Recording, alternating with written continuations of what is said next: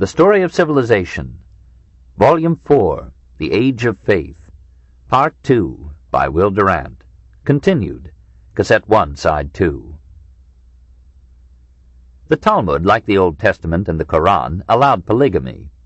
A man may marry as many wives as he pleases, said one rabbi, but another passage in the same tractate limited the number to 4, and a third required the husband, when taking a second wife, to give a divorce to the first if she should ask for it. The institution of the levirate, by which a Jew was required to marry his brother's widow, presumed polygamy, and was probably due not only to kindly sentiment, but also to a desire for a high birth rate in a community which, like all ancient and medieval societies, suffered high mortality. Having allowed such freedom for mating for the man, the rabbis made adultery a capital crime. Some of them agreed with Jesus that one may commit adultery with the eyes. Some went further, saying, "Whoever regards even the little finger of a woman hath already sinned in his heart." But Rabbi Rekha was more humane. A man will have a demerit on his record on Judgment Day for everything he beheld with his eyes and declined to enjoy. Divorce by mutual consent was allowed. The husband could be divorced only with his consent, the wife without her consent. To divorce an adulterous wife was mandatory, and divorce was recommended where the wife had remained childless 10 years after marriage. The school of Shammai had allowed the husband to put away his wife only for adultery. The school of Hillel allowed it if the husband found in her anything unseemly. Hillel's view prevailed in the Talmudic period, and Akiva went so far as to say that a husband may divorce his wife if he finds another woman more beautiful. A man might, without surrendering the marriage settlement, divorce a woman who transgresses Jewish law, such as going in public with uncovered head, spinning in the street, or conversing with all sorts of men. Or a loud-voiced woman, that is, one who talks in her house and her neighbors can hear what she says. Desertion by the husband gave no ground for divorce. Some rabbis permitted the wife to ask the court for divorce from a cruel, impotent, or unwilling husband, or one who did not support her properly, or was maimed, or stank. The rabbis did something to discourage divorce by requiring complex legal formalities, and in all but a few cases the forfeiture of both dowry and marriage settlement to the wife. "The very altar sheds tears," said Rabbi Eliezer, "on him who divorces the wife of his youth." All in all, Talmudic law, like the Mohammedan, was man-made law, and favored the male so strongly as to suggest in the rabbis a very terror of woman's power. Like the Christian fathers, they blamed her for extinguishing the soul of the world through Eve's intelligent curiosity. They considered woman light-minded, and yet admitted in her an instinctive wisdom missing in man. They deplored the loquacity of women at great length. 10 measures of speech descended to the world. Women took 9, men 1. They condemned their addiction to the occult, to rouge and kohl. They approved of a man spending generously on his wife's raiment, but wished she would beautify herself for her husband rather than for other men. In law, according to one rabbi, 100 women are equal to only 1 witness. Their property rights were as limited in the Talmud as in 18th century England. Their earnings and the income from any property they might own belonged to their husbands. Woman's place was in the home. In the utopian days of the Messiah, said a hopeful rabbi, woman will bear a child every day. A man who has a bad wife will never see the face of hell. On the other hand, no man is so rich, said Akiva, as one who has a wife noted for her good deeds. Everything derives from the woman, says a midrash. According to Hebrew proverbs, all the blessings of a household come through the wife. Therefore should her husband honor her. Let men beware of causing women to weep. God counts their tears. In the most delightful part of the Talmud, the little treatise Pirkei Avot, an unknown editor gathered the maxims of the great rabbis of the last 2 centuries before, and the first 2 centuries after, Christ. Many of these apothegms praise wisdom, and some define it. Ben Zoma said, "Who is wise? He who learns from every man. Who is mighty? He who subdues his evil inclination. He that ruleth his spirit is better than he that taketh a city. Who is rich? He who rejoices in his lot. When thou eatest of the labor of thy hands, happy shalt thou be. Who is honored? He who honors his fellow men. Despise not any man nor anything, for there is no man that has not his hour, and there is nothing that has not its place. All my days I grew up among the sages, and I have found nothing better for a person than silence." Rabbi Eliezer used to say, One whose wisdom exceeds his deeds may be compared to a tree, whereof the branches are many and the roots few, so that when the winds come it is uprooted and turned upon its face.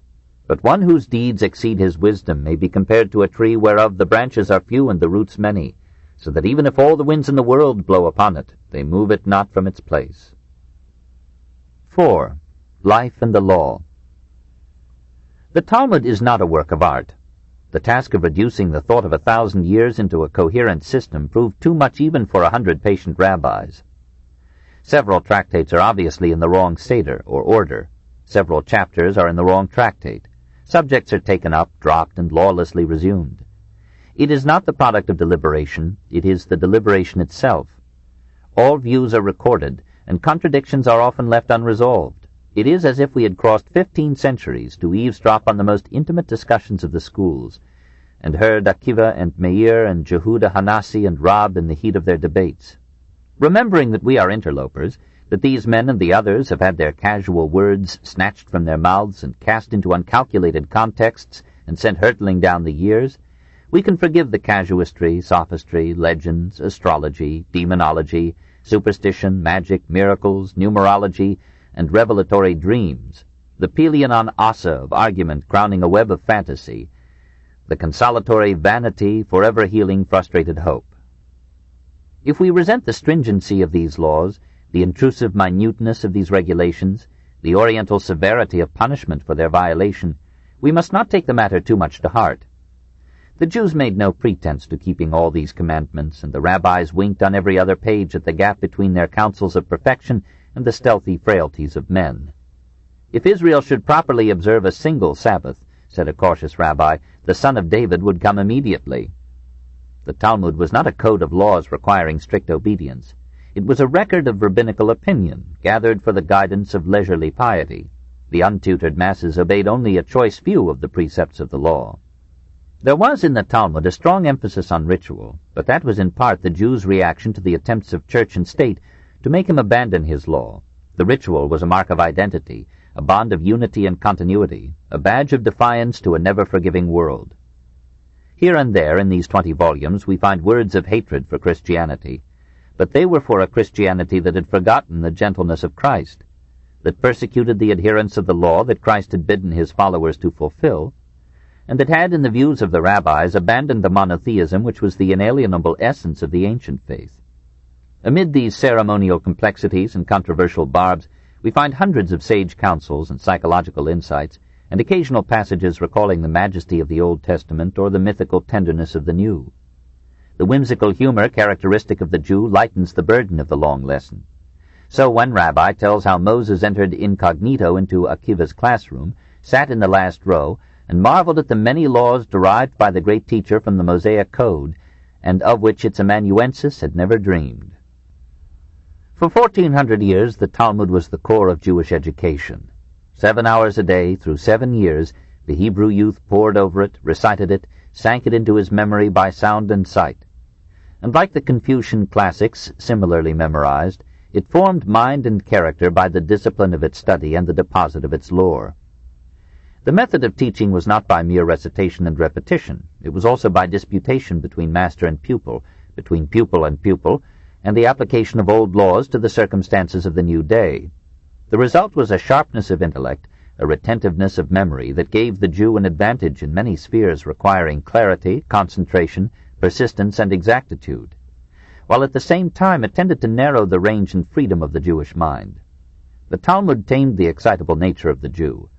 It checked his individualism and molded him to fidelity and sobriety in his family and his community. Superior minds may have been hampered by the yoke of the law, but the Jews as a whole were saved. The Talmud can never be understood except in terms of history, as an organ of survival for a people exiled, destitute, oppressed, and in danger of utter disintegration. What the prophets had done to uphold the Jewish spirit in the Babylonian captivity, the rabbis did in this wider dispersion. Pride had to be regained, order had to be established, faith and morals maintained, health of body and mind rebuilt after a shattering experience. Through this heroic discipline, this rerouting of the uprooted Jew in his own tradition, stability and unity were restored through continents of wandering and centuries of grief. The Talmud, as Heine said, was a portable fatherland, Wherever Jews were, even as fearful enclaves in alien lands, they could put themselves again into their own world and live with their prophets and rabbis by bathing their minds and hearts in the ocean of the law. No wonder they loved this book, to us more undulant and diverse than 100 Montaignes. They preserved even fragments of it with fierce affection, took their turns in reading snatches of the enormous manuscript, paid great sums in later centuries to have it printed in all its fullness, wept when kings and popes and parliaments banned or confiscated or burned it, rejoiced to hear Reuchlin and Erasmus defend it, and made it even to our own time the most precious possession of their temples and their homes, the refuge, solace, and prison of the Jewish soul. Chapter 16. The Medieval Jews, 565 to 1300. 1. The Oriental Communities. Israel now had a law, but no state, a book, but no home. To 614 Jerusalem was a Christian city, till 629 Persian, till 637 again Christian, then till 1099 a Moslem provincial capital. In that year the Crusaders besieged Jerusalem. The Jews joined the Moslems in its defense. When it fell, the surviving Jews were driven into a synagogue and were burned to death. A rapid growth of Palestinian Jewry followed the recapture of Jerusalem by Saladin in 1187. And Saladin's brother, the Sultan al-Adil, welcomed the 300 rabbis who in 1211 fled from England and France. 52 years later, however, Nachmanides found there a mere handful of Jews. The holy city had become overwhelmingly Mohammedan. Despite conversions and occasional persecutions, Jews remained numerous in Moslem Syria, Babylonia, and Persia, and developed a vigorous economic and cultural life. In their internal affairs they continued, as under the Sasanian kings, to enjoy self-government under their exilarch and the directors of their rabbinical academies. The exilarch was accepted by the caliphs as the head of all the Jews in Babylonia, Armenia, Turkestan, Persia, and Yemen. According to Benjamin of Tudela, all subjects of the caliphs were required to rise in the presence of the prince of the captivity and to salute him respectfully. The office of exilarch was hereditary in one family, which traced its lineage to David. It was a political rather than a spiritual power, and its efforts to control the rabbinate led to its decline and fall. After 762, the directors of the academies elected and dominated the exilarch. The rabbinical colleges at Sora and Pumbeditha provided religious and intellectual leadership for the Jews of Islam, and in less degree for those of Christendom. In 658, the Caliph Ali freed the Academy of Sora from the jurisdiction of the exilarch. Thereupon its head, Mar Isaac, took the title Gaon, or Excellency, and inaugurated the Gaonate, the epoch of the Gaonim in Babylonian religion and scholarship. As the College of Pumbeditha rose in revenues and dignity from its proximity to Baghdad, its directors also assumed the title of Gaon. From the 7th to the 11th century, questions in Talmudic law were addressed to these Gaonim from all the Jewish world. Their responsa created a new legal literature for Judaism. The rise of the Gaonim coincided with, perhaps in some measure it was necessitated by, a heresy that now shook and divided Oriental Jewry. In 762, when the exilarch Solomon died, his nephew, Anan ben David, stood in line for the succession. But the heads of Sora and Pumbeditha, discarding the hereditary principle, installed as exilarch Anan's younger brother, Chananya. Anan denounced the two Gaonim, fled to Palestine, established his own synagogue, and called upon Jews everywhere to reject the Talmud and obey only the law of the Pentateuch. This was a return to the position of the Sadducees. It corresponded to the repudiation of the traditions and exaltation of the Quran by the Shia sect in Islam, and to the Protestant abandonment of Catholic traditions for a return to the Gospels. Anan went further, and re-examined the Pentateuch in a commentary that marked a bold advance in the critical study of the biblical text. He protested against the changes that the Talmudic rabbis had made in the Mosaic law by their adaptive interpretations, and insisted on the strict fulfillment of the Pentateuch decrees. Hence his followers received the name of Karaites, adherents of the text. Anan praised Jesus as a holy man who had wished to set aside not the written law of Moses, but only the oral law of the scribes and the Pharisees. Jesus, in Anan's view, had aimed not to found a new religion, but to cleanse and strengthen Judaism. The Karaites became numerous in Palestine, Egypt, and Spain. They declined in the 12th century, and only a vanishing remnant survives in Turkey, South Russia, and Arabia. Karaites of the 9th century, presumably influenced by the Mutazilites of Islam, abandoned Anan's principle of literal interpretation and proposed that the resurrection of the body and certain physical descriptions of God in the Bible should be taken with a metaphorical grain of salt. The Orthodox Rabbinite Jews, reverting to literalism in their turn, insisted, like Orthodox Muslims, that phrases like God's hand or God sitting down were to be taken literally. Some expositors calculated the precise measurements of God's body, members, and beard. A few Jewish freethinkers, like Chivi al-Balkhi, rejected even the Pentateuch as a binding law. It was in this environment of economic prosperity, religious freedom, and lively debate that Judaism produced its first famous medieval philosopher.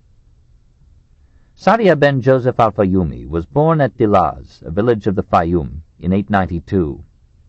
He grew up in Egypt and married there. In 915 he migrated to Palestine, then to Babylonia. He must have been an apt student and sound teacher, for at the youthful age of 36 he was made Gaon, or director of the college at Sura.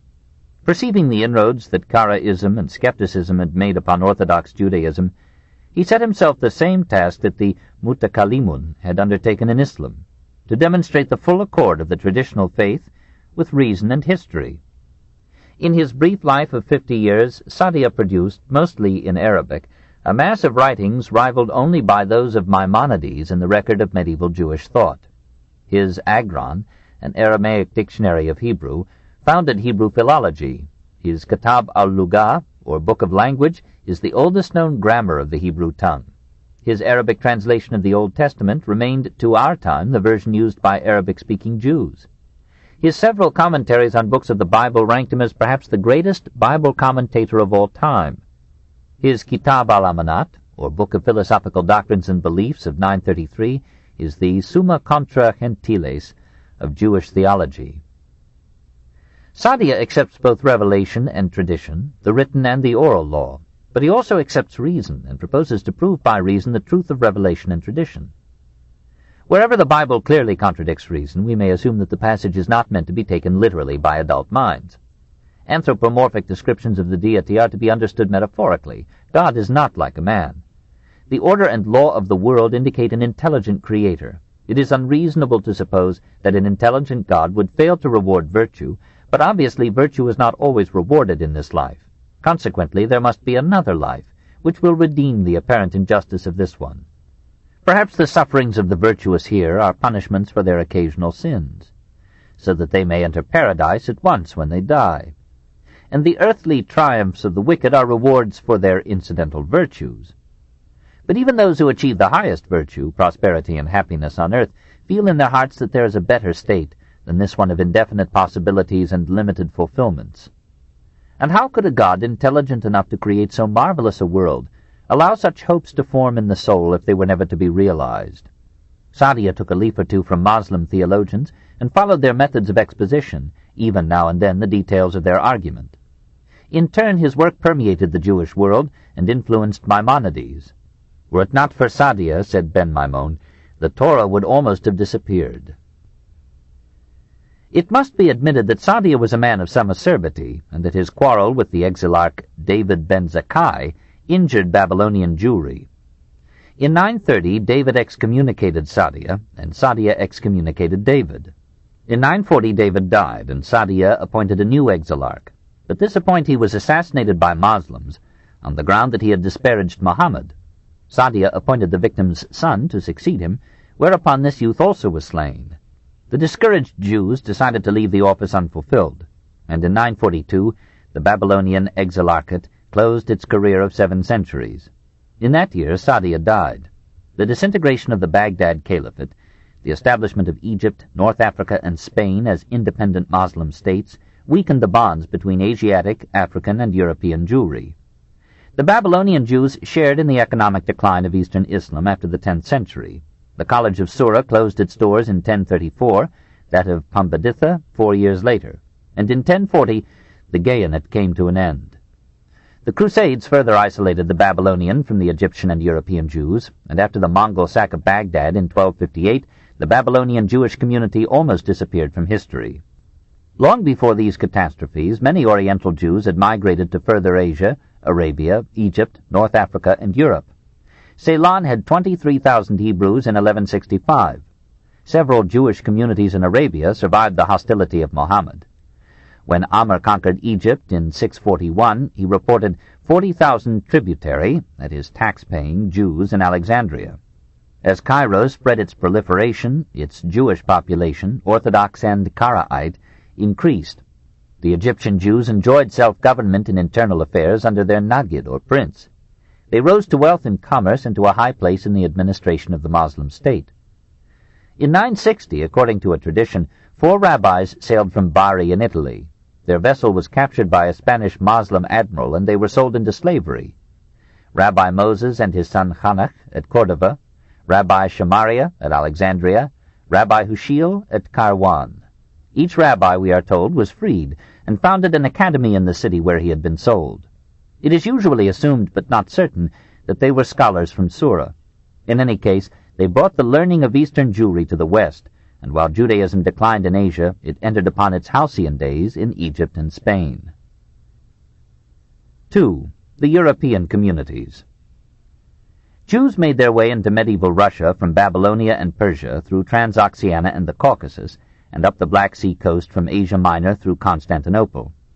In that capital and in the Byzantine realm, the Jews enjoyed a harassed prosperity from the 8th to the 12th century. Greece had several substantial Jewish communities, notably at Thebes, where their silk manufactures earned high repute. Up through Thessaly, Thrace, and Macedonia, the Jews migrated into the Balkans and followed the Danube into Hungary. A handful of Hebrew merchants came to Poland from Germany in the 10th century. Jews had been in Germany since pre-Christian times. In the 9th century, there were considerable Jewish settlements at Metz, Speyer, Mainz, Worms, Strasbourg, Frankfurt, and Cologne. These groups were too busy and mobile with commerce to contribute much to cultural history. However, Gershom ben Jehuda, from 960 to 1028, founded a rabbinical academy at Mainz, wrote a Hebrew commentary on the Talmud, and acquired such authority that German Jewry addressed to him, rather than to the Gaonim of Babylonia, their questions on Talmudic law. There were Jews in England in 691. Many more came in with William the Conqueror, and were at first protected by the Norman rulers as providers of capital and collectors of revenue. Their communities in London, Norwich, York, and other English centres were just outside the jurisdiction of local authorities and were subject only to the king. This legal isolation widened the barrier between Christian and Jew and played a part in the pogroms of the 12th century. Gaul had Jewish merchants from the time of Caesar. By 600 there were Jewish colonies in all the major cities. The Merovingian kings persecuted them with pious ferocity. Chilperic ordered them all to accept Christianity or have their eyes torn out in 581. Charlemagne, while maintaining discriminatory laws against the Jews, protected them as useful and enterprising farmers and craftsmen, merchants, doctors, and financiers, and employed a Jew as his personal physician. In 787, according to a disputed tradition, he brought the Kalonymos family from Lucca to Mainz to encourage Jewish scholarship in the Frank realm. In 797, he sent a Jew as interpreter or as dragoman with an embassy to Harun al-Rashid. Louis the Pious favored the Jews as stimulators of commerce and appointed a magister Judaeorum to guard their rights. Despite hostile legends, legal disabilities, and occasional minor persecutions, the Jews enjoyed in France in the 9th and 10th centuries a degree of prosperity and peace hardly known again by the Jews of Europe before the French Revolution. All through Italy there were little Jewish enclaves, from Trani to Venice and Milan. Jews were especially numerous in Padua, and may have influenced the growth of Averroism in the university there. Salerno, home of the first medieval school of scientific medicine in Latin Christendom, contained 600 Jews, several of them noted physicians. The Emperor Frederick II had Jewish scholars at his court in Foggia, and Pope Alexander III, from 1159 to 1181, had several Jews in high position in his household. But Frederick joined with Pope Gregory IX in oppressive measures against the Jews of Italy. The Spanish Jews called themselves Sephardim and traced their origin to the royal tribe of Judah. After the conversion of King Recared, from 586 to 601, to Orthodox Christianity, the Visigothic government united with the powerful hierarchy of the Spanish Church to make life less attractive to the Jews. They were excluded from public office and were forbidden to marry Christians or have Christian slaves. King Sigebert ordered all Jews to accept Christianity or emigrate in 613. His successor repealed this decree, but the Council of Toledo in 633 ruled that those Jews who had submitted to baptism and then returned to Judaism should be separated from their children and sold into slavery. King Quintila renewed Sisabat's decree in 638, and King Egica prohibited Jewish ownership of land and any business transaction between Christian and Jew in 693. When the Moors and Arabs invaded the peninsula in 711, the Jews helped them at every turn. The conquerors, to repopulate the land, invited immigration. 50,000 Jews came from Asia and Africa. Some towns, like Lucena, were inhabited almost wholly by Jews. Freed from economic disabilities, the Jews of Moslem Spain spread into every field of agriculture, industry, finance, and the professions. They adopted the dress, language, and customs of the Arabs, garbed themselves in turbans and silk robes, rode in carriages, and were hardly distinguishable from their Semitic cousins. Several Jews became court physicians, and one of these was made advisor to the greatest of the caliphs of Cordova. Hasdai ibn Shaprut, from 915 to 970, was to Abd ar-Rahman III what Nizam al-Mulk in the next century would be to Malik Shah. Born in the wealthy and cultured Ibn Ezra family, his father taught him Hebrew, Arabic, and Latin. He studied medicine and other sciences at Cordova, cured the caliph's ailments, and showed such wide knowledge and good judgment in politics that he was appointed to the diplomatic staff, apparently at the age of 25. He was entrusted with ever larger responsibilities over the financial and commercial life of the state. He had no official title. The caliph hesitated to arouse resentment by making him officially vizier, but Hasdai performed his many functions with such tact that he won the goodwill of Arabs, Jews, and Christians alike. He encouraged learning and literature, provided students with scholarships and books, and gathered about him a salon of poets, savants, and philosophers. When he died, Muslims vied with Jews in honoring his memory. There were similar, if lesser, figures elsewhere in Moslem Spain. At Seville, Al-Mutamid invited to his court the scholar and astronomer Isaac ben Baruch, gave him the title of prince, and made him head rabbi of all the Jewish congregations there. At Granada, Samuel Halavi ibn Nagdala rivaled the power and wisdom and exceeded the learning of Hasdai ibn Shaprut. Born in 933 and reared in Cordova, he combined the study of the Talmud with that of Arabic literature, and both with the selling of spices. When Cordova fell to the Berbers, he moved to Malaga, and there added to his modest income by composing letters for petitioners to King Habas of Granada. Struck with the calligraphy and diction of these letters, the king's vizier visited Samuel, took him to Granada, and installed him in the Alhambra as his secretary. Soon Samuel was also his adviser, and the vizier said that when Samuel gave counsel, the voice of God was heard. Dying, the vizier recommended Samuel as his successor, and in 1027 Samuel became the only Jew openly to hold the office and name of vizier in a Moslem state. This was the more feasible in Granada, where half the population in the 11th century was Jewish. The Arabs soon applauded the choice, for under Samuel the little state flourished financially, politically, and culturally. He himself was a scholar, poet, astronomer, mathematician, and linguist, knowing 7 tongues. He wrote chiefly in Hebrew, 20 treatises on grammar, several volumes of poetry and philosophy, an introduction to the Talmud, and an anthology of Hebrew literature. He shared his fortune with other poets, came to the rescue of the poet and philosopher Ibn Gabirol, financed young students, and contributed to Jewish communities in 3 continents. While vizier to the king, he was also rabbi to the Jews and lectured on the Talmud. His grateful people conferred upon him the title of Nagid, or prince, in Israel. When he died in 1055, he was succeeded as vizier and Nagid by his son Joseph ibn Nagdala. Those centuries, the 10th, 11th, and 12th, were the golden age of Spanish Jewry, the happiest and most fruitful period in medieval Hebrew history. When Moses ben Hanoch, who died in 965, one of the Bari emigres, was ransomed in Cordova, he organized there, with Hasdai's help, an academy that soon acquired the intellectual leadership of the Jewish world. Similar schools were opened at Lucena, Toledo, Barcelona, Granada, and whereas the schools of Eastern Jewry had almost confined themselves to religious education, these gave instruction also in literature, music, mathematics, astronomy, medicine, and philosophy. Such education gave to the upper half of the Jewish population in Spain a breadth and depth of culture and refinement at that time equaled only by their Moslem, Byzantine, and Chinese contemporaries. It was then a disgrace for a man of wealth or political position to be unacquainted with history, science, philosophy, and poetry. A Jewish aristocracy took form, graced by beautiful women. Perhaps it was too keenly conscious of its superiority, but it redeemed its pride by its sense that good birth and fortune are an obligation to generosity and excellence. The decline of Spanish Jewry might be dated from the fall of Joseph ibn Nagdala. He served the king almost as ably as his father had done, but not with the modest tact that had reconciled a population half Moorish to be ruled by a Jew. He took all power in his hands, dressed as royally as the king, and laughed at the Koran. Gossip called him an atheist.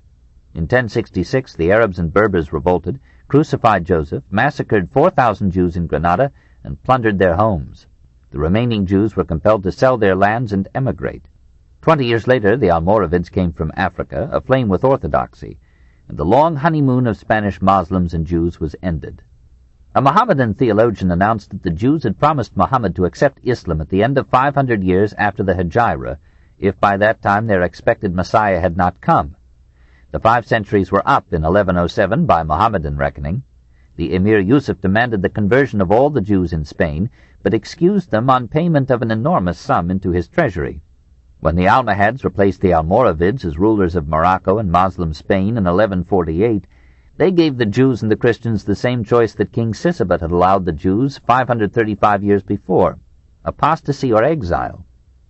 Many Jews pretended conversion to Islam. Many followed the Christians into northern Spain. There at first they found a royal tolerance as magnanimous as that which they had enjoyed for 4 centuries under Islam. Alfonso VI and VII of Castile treated the Jews well, made Jew and Christian equal before the law, and sternly repressed an anti-Semitic outbreak in Toledo in 1107, where there were then 72,000 Jews. A like entente between the mother and daughter religions prevailed for a century in Aragon. Indeed, King James I invited Jews to settle in Majorca, Catalonia, and Valencia, and in many cases gave Jewish settlers free homes and lands. In Barcelona they dominated commerce in the 12th century and owned a third of the soil. The Jews of Christian Spain were severely taxed, but they prospered and enjoyed internal autonomy. Trade flowed freely between Christian Jew and Moor. The 3 exchanged gifts on holidays. Now and then a king contributed to a synagogue building fund. From 1085 even to 1492, Jews could be found in high public office in Spanish Christian states as fiscal agents and diplomats, sometimes as ministers. During the 12th and 13th centuries, the Christian clergy joined in this Christian amity. The first outbreak of intolerance was among the Jews themselves. In 1149, Jehuda ibn Ezra, steward of the palace to Alfonso VII of Leon and Castile, turned the powers of his master's government against the Karaite Jews of Toledo. The details are unknown, but from that time the once numerous Spanish Karaites are heard of no more. In 1212, some Christian crusaders entered Spain to help free it from the Moors. For the most part they treated the Jews well. One group attacked the Jews of Toledo and killed many of them, but the Christians of the city rose to the defense of their fellow citizens and stopped the persecution. Alfonso X of Castile included anti-Judaic legislation in his law code of 1265, but the code was not put into effect till 1348. Meanwhile, Alfonso employed a Jewish physician and treasurer, presented to the Jews of Seville 3 mosques to be turned into synagogues, and basked in the splendor that Jewish and Moslem scholarship shed upon his genial reign. In 1276, the military enterprises of Pedro III of Aragon required insufferable taxes. His finance minister and several other officials were Jews. A revolt of nobles and cities against the monarchy compelled the king to dismiss his Jewish aides and to confirm a resolution of the Cortes in 1283 against further employment of Jews in the government. The era of toleration ended when the Ecclesiastical Council of Zamora in 1313 decreed the imposition of the badge, the segregation of the Jewish from the Christian population, and a ban against the employment of Jewish physicians by Christians or of Christian servants by Jews. 3. Jewish life in Christendom. 1. Government. Excepting Palermo and a few towns in Spain, the cities of medieval Christendom required no segregation of their Jewish population. Usually, however, the Jews lived in a voluntary isolation for social convenience, physical security, and religious unity. The synagogue was the geographical, social, and economic center of the Jewish quarter, and drew most Jewish dwellings toward it. There was, in consequence, much overcrowding to the detriment of public and private sanitation. In Spain, the Hebrew sections contained handsome residences, as well as hovels and tenements. In the rest of Europe, they verged on slums. Allowing for the universally greater influence of the rich in elections and appointments, the Jewish communities were semi-democratic enclaves in a monarchical world. The tax-paying members of a congregation chose the rabbis and officers of the synagogue. A small group of elected elders sat as a Beth Din, or communal court. This levied taxes, fixed prices, administered justice, issued ordinances, not always observed, on Jewish diet, dancing, morals, and dress. It was empowered to try Jewish offenders against Jewish law, and had executive officers to carry out its decrees. Penalties ranged from fines to excommunication or banishment. Capital punishment was rarely within the power or custom of the Beth Din. In its stead, the Jewish court used the herem, or full excommunication, a majestic and frightening ceremony of charges, curses, and candles extinguished one by one as a symbol of the culprit's spiritual death. The Jews, like the Christians, used excommunication too frequently, so that in both faiths it lost its terror and effectiveness. The rabbis, like the Church, prosecuted heretics, outlawed them, and on rare occasions burned their books. Normally the Jewish community was not subject to local authority. Its only master was the king. Him it paid liberally for a charter protecting its religious and economic rights. Later it paid the liberated communes to confirm its autonomy. The Jews, however, were subject to the law of the state, and made it a principle to obey it. The law of the kingdom is law, said the Talmud. Pray for the welfare of the government, said another passage, since but for fear thereof men would swallow one another alive. The state laid upon the Jews a poll or head tax, property taxes running up to 33%, and taxes on meat, wine, jewelry, imports, and exports. In addition, it required voluntary contributions from them to help finance a war, a coronation, or a royal progress or tour. The English Jews, numbering in the 12th century 1/4% of the population, paid 8% of the national taxes. They raised a fourth of the levy for the crusade of Richard I and donated 5,000 marks toward his ransom from German captivity, thrice the amount given by the city of London. The Jew was also taxed by his own community, and was periodically dunned for charity, education, and support of the harassed Jews in Palestine.